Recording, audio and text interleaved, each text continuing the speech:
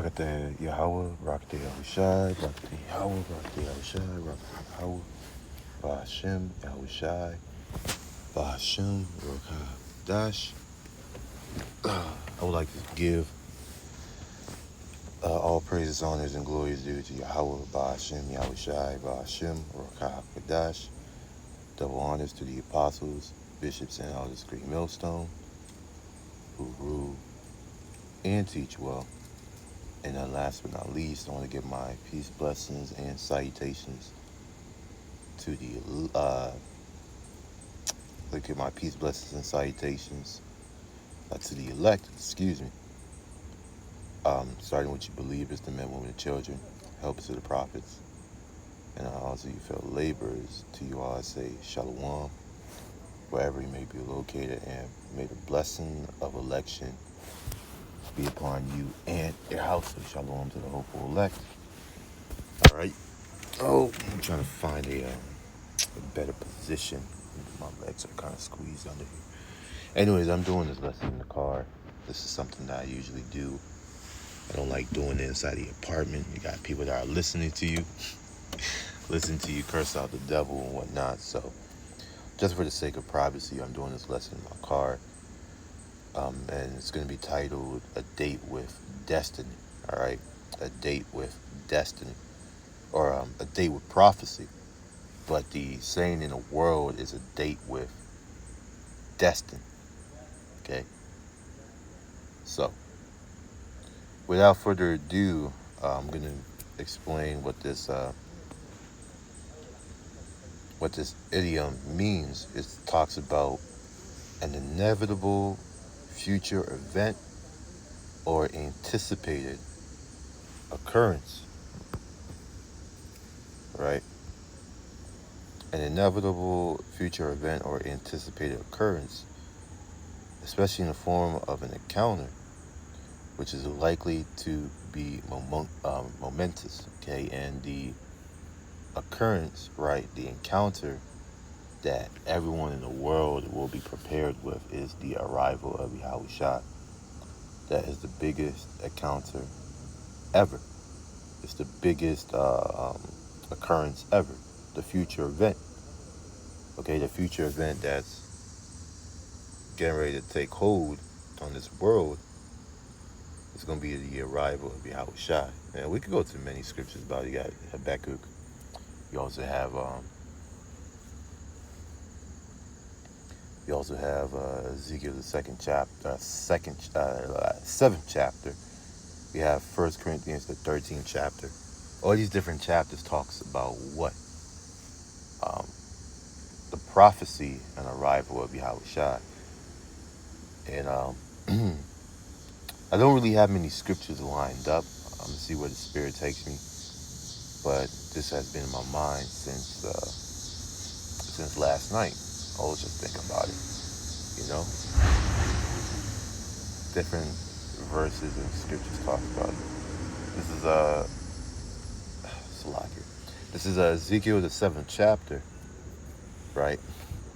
And I'm going to start verse 5 in the NLT. It says, "This is what the sovereign Lord Yahweh Bashem Yashai says. Disaster after disaster," okay? And one thing that you have to understand for those that are new, all right, is within this book, lamentation, mourning, and woe.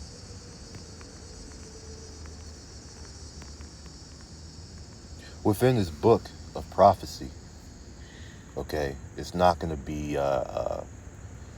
it's not the version of the Christian church where they preach that the Lord is coming back to give everybody a hug, to toss out lollipops and all this different nonsense that the majority of the world believes. No, because when Yahushua comes back, even leading up to his arrival, right?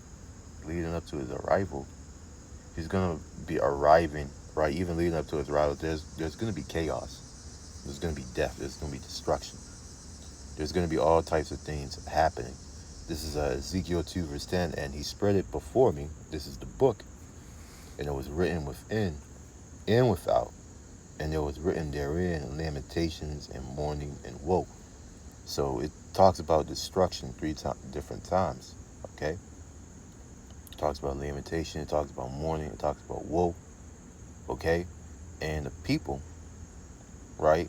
The people that are not written in the book of life, they're going to be caught up in the multiple disasters that are coming upon the earth. But you, as one of the hopeful elect, you got the eyes to see and the ears to hear.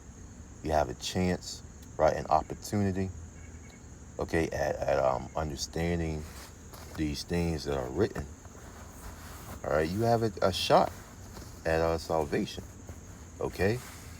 The destiny that's coming upon the earth, right, is going to catch people that are not written in that book of life. All right, let's get that in the book of Revelation.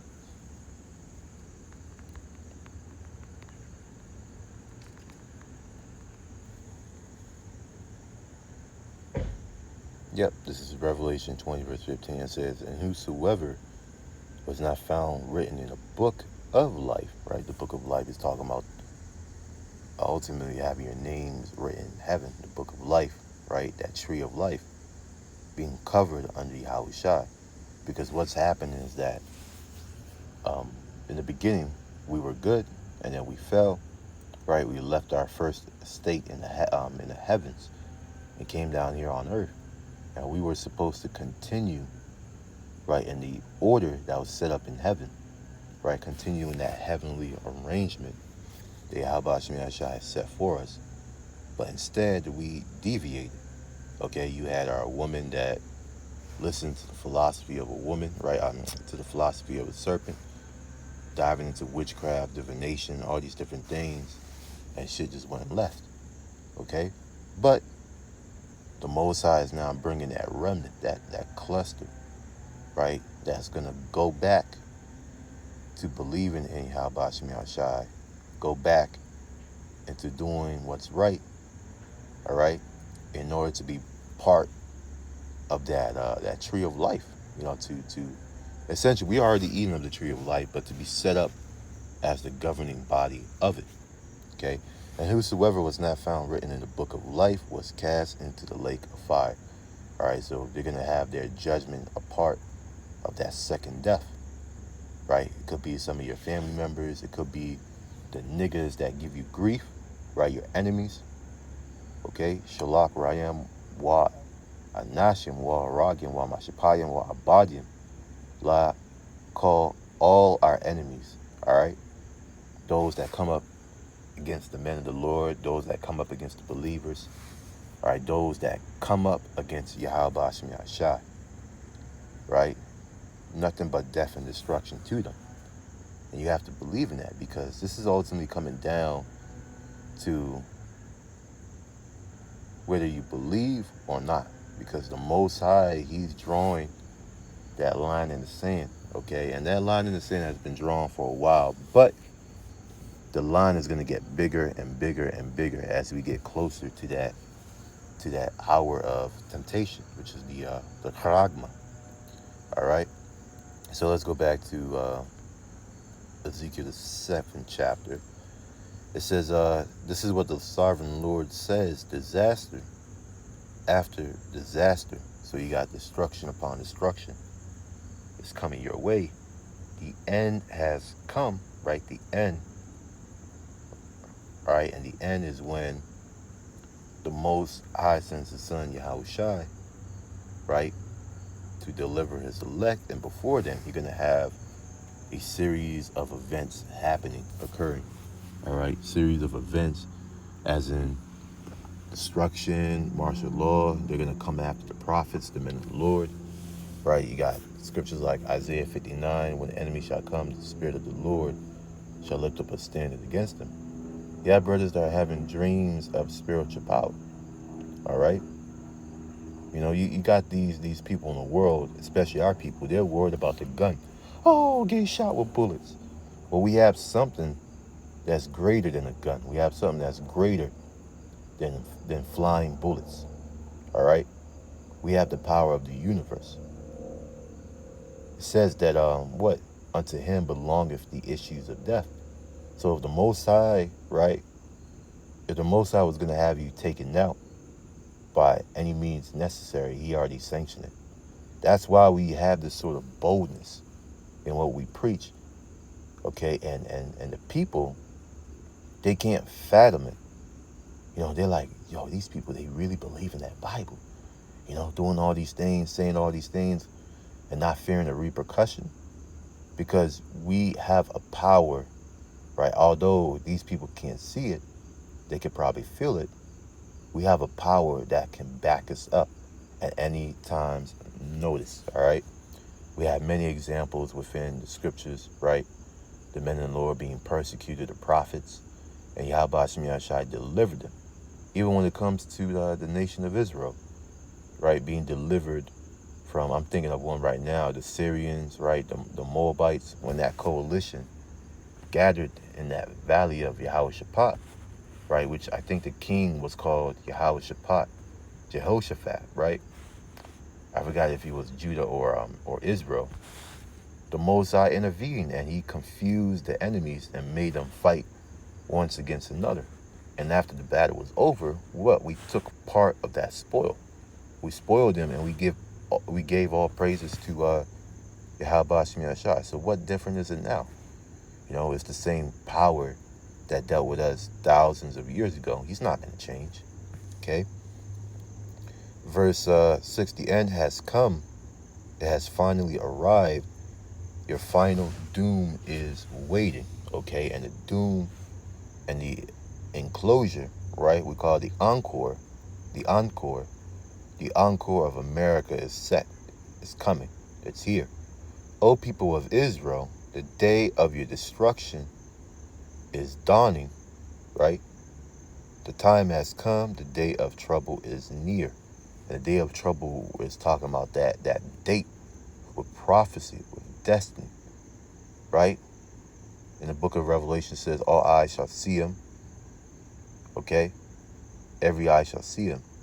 So you're not going to miss out on this important event that's getting ready to take place. And we as men of the Lord, our job is just to warn before it happens. Because before the Lord set his judgment, before he does anything, he has the men of the Lord telling the people, right, that look, the king is coming. You know, the firstborn of death. These are his different titles. The angel of death, the real grim reaper, he's coming. Okay, he's not coming back happy. Okay, because he remembered first and foremost what they did to him when he was on the earth, right? Talks about every eye shall see, even those that pierced him. So they're going to get fucked up. But also what they have done to his people, the nation of Israel. Okay? And that's in Revelation, the 11th chapter. Okay? Verse 7. Shouts of anguish will be heard on the mountains, right? Not shouts of joy. And I know I've been going to this chapter a lot, but it's the spirit. Because I keep thinking about the end, right? I keep thinking about these different events where we're going to be chased. We're going to have brothers who may have to flee from their comfort, from their dwelling. You're going to have brothers on the run. You're going to have brothers that are going to be caught up in prisons and jails, and they have to hold fast for deliverance. Just like how Peter was delivered out of prison, and you had the saints, praying for him. So these different moments, they're going to occur all over again, because that which is then is now is written for our learning. Okay, it's written for comfort and faith of the scriptures. All these things will take place. Okay? So from there, let's go to Habakkuk 2, right? And I'm going to get it in different versions. Let me get in the AMP. It says, for the vision is yet, in fact, let me see. This is Habakkuk 2, verse 2. It says, then the Lord answered me and said, write the vision and engrave it plainly on clay tablets, so that the one who reads it will run. Okay? So plainly on clay tablets, the clay tablets now are written within our minds, right? We have the clay tablets, right? The scriptures, okay? And we can read them.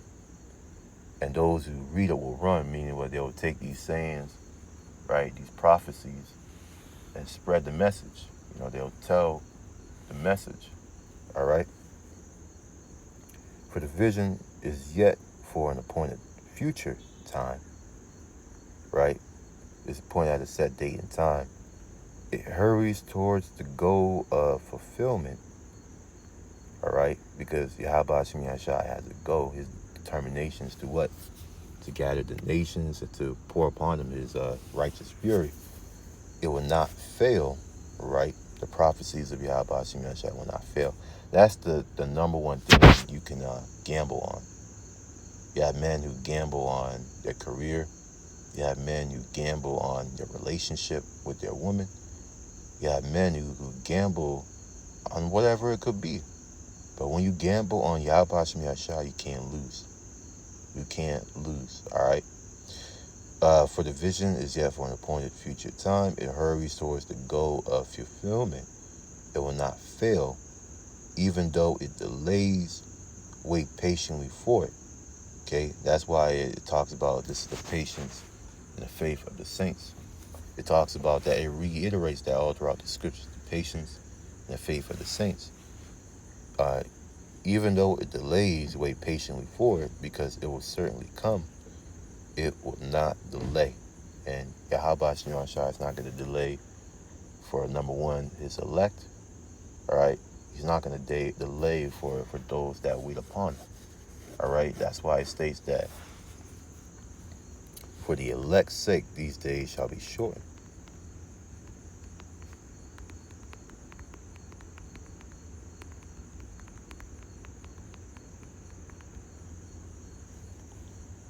Matthew 24. There should no flesh be saved, but for the elect's sake, those days shall be shortened. All right, so Yahweh Hashem Yahshai is speeding things up. I'm currently watching, right, for any significant event, right? 2025 is almost at wrap. It's been a crazy year. And Donald Trump, we believe he's spirit, not just because some man said it, but I believe this man is narrow because he has the tendencies of that man, okay? He likes being with the people, playing the role, right? Very, very into theatrics. This man has to be narrow, okay? And he's going to do what narrow is going to do, all right? And when that persecution comes, we're going to see who's really down for Yahweh Hashem Yahshai. And I say this with boldness. Because right now you have Israel, right? Which, let me get this. Judgment begin at the house of the Most High. You have a lot of Israelites playing games.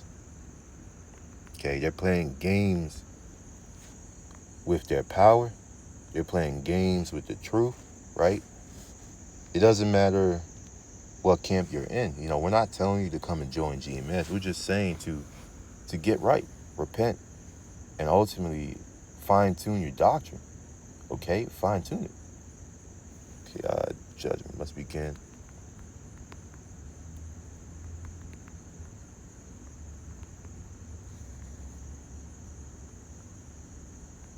Right? Because, look, that time is coming. Right? You know what they say, time to face the music? Yeah. Okay? And a lot of you Israelites that have been playing, thinking this is just another movement, thinking that there's nothing going to happen. Really, in the mind of Israel, they think that this is just like the Black Panthers movement, and we're going to be here in America still fighting for our freedom. They don't truly believe in being delivered. They don't want to be saved. They just want to be Israelites, know that they're Israelites, and that's it. Continue moving through America and hope that they can get that American dream. Boy, Yahweh Hashem Yahshai is going to rain upon your parade. This is 1 Peter 4, verse 17. For the time has come that judgment must begin at the house of Yahweh. And if it first begin at us, right, whenever we go off, the Most High corrects us expeditiously. I had to use that word, but it's true. He doesn't waste or play any games when it comes to his elect. He will fuck us up. And if it first begin at us, right? If we get judged, what shall the end be of them that obey not the gospel of Yahweh? Okay? Anathema, Maranatha, set aside for destruction. That's the end. All right, that's gonna be the end of them that obey not the gospel of Yahweh. But as for us, we're praying, we're hoping, right? Let me get this scripture also, to be found worthy. Okay, this is Luke 21, verse 36. It says, watch ye therefore and pray always. Okay, watch and pray, that you may be accounted worthy. Right, worthy means to what? To rise up and be of that measure. Because right now the Most High, he's measuring the house of Israel. He's measuring the sea. He's measuring the temple. That's why it says in Revelation, it says, rise and take up that reed and measure the temple. That's talking about the house, right? The house of Yahweh Shem Yahshai, the third temple, okay? And he's measuring each and every member to see if they add up to that measure, that he may be accounted worthy to escape all these things that are coming. These people, they're worried about how they're going to pay their bills. Man, we have greater issues at hand. Shit is coming, okay? That shall come to pass, and to stand before the Son of Man, right? To stand before him, right? Not in his anger, but in his mercy. That we may be caught up in those chariots, right? Those chariots that are coming to deliver, right? And to destroy, right? The rest of the world. And that includes the nations, 2/3, right? The heathens, the one third of men, right? The wicked, all right? But as for us, we're waiting and hoping, praying that we may be accounted worthy to escape all these things. So with that, I'm not going to continue any further. I don't really have anything now. I just wanted to get this lesson out because it's been on my spirit for a minute. A date with prophecy, all right? And that future event, right, is coming, and everyone, right, every single one is going to what? They're going to have to face the music, okay? And the elect will be covered, but the rest of the world, they're going to be destroyed pursuant to Revelation. Those that are not found written in the book of life shall be cast into the lake of fire. So with that, I'm going to give all praises, honors, and glories due to Yahweh, Ba'ashem Yahushai, Ba'ashem Rakah HaKadosh, giving double honors to the apostles, bishops, and elders of the millstone. Peace, blessings, and salutations to the elect out there. Shalom.